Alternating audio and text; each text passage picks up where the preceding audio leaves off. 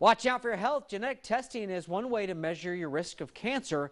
And for the first time, our local Susan G. Komen affiliate will pay for it.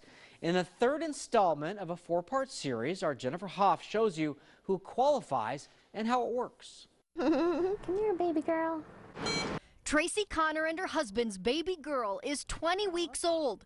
Are her eyes open? Like, is that... They actually aren't open yet. Yeah, around week 26. But 3 years ago, they didn't think getting pregnant was even possible. I wasn't worried about the other process. Just like, oh my gosh, what if we can't, have children? Tracy endured 16 weeks of chemo then to fight off a breast cancer diagnosis.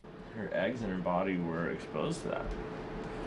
And that was a concern that we had. Here are her little feet. Oh.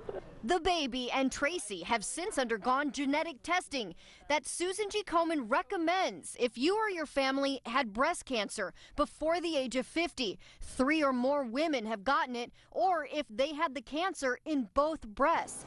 The genetic test is a simple blood test that detects mutations in our genes like BRCA1 that's linked to breast cancer. My role is to provide them with accurate information. Becky Clark is a genetic counselor who says results can take up to a month and cost upwards of $2,000. We spend an hour or better with a patient to really go over what it means for them. So not anything necessarily they would get out of a pamphlet. This is really personalized for them. For the first time, Komen is funding the test that its director of programs says serves low-income and uninsured women all across the state. And this genetic counseling is an area that is not covered by state and federal funds. So for us, it's really exciting to be on the cusp of something so innovative. Back to baby here. Tracy Connor didn't get tested until after she was diagnosed. We like to say that where you live should not determine whether or not you live. And a program like this really makes that possible. She's chomping her mouth. Do you see that? And even though she didn't have any mutations but still got cancer, Connor and her little girl now have a clean bill of health. So if you're aware and to be watching for it, that's the best thing that you can do.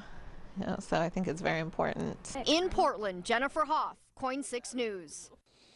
Komen is partnering with ScreenWise. That's a program under the Health Authority and can fund about 20 tests this year. If you want to find out if you qualify, we posted a link and other fact sheets on KOIN.com. Next.